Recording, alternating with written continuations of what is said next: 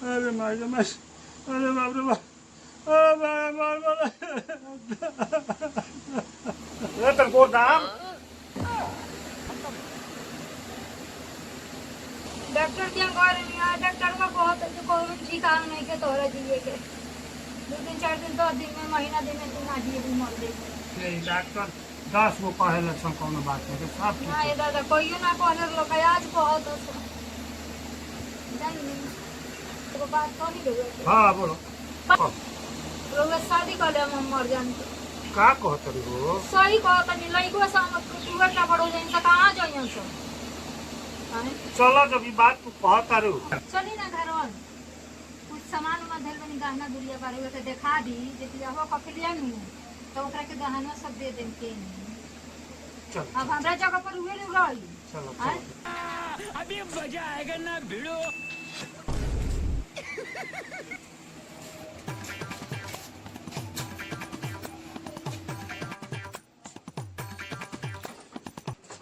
बियाह करबो बियाह अरे बाप रे बाप बियाह अरे बाप रे अरे बाप अरे बियाह तू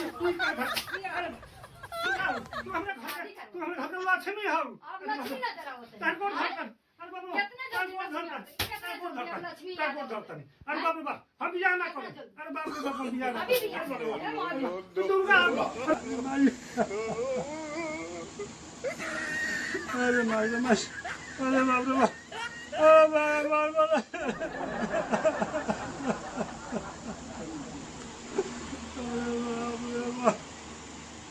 बाप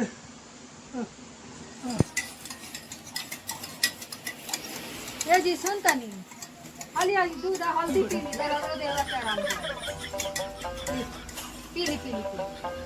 पी ली देवा के दर्द आराम पड़ जाई पी ली पी ली कोई बात नहीं अरे माय गॉड दूधवा हल्दिया पी ली जे आराम पड़ जाई दर्द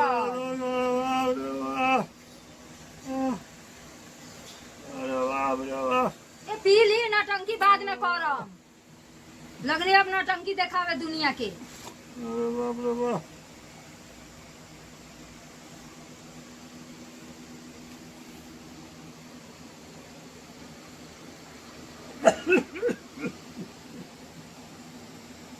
पी ली पी ली कोई ना पी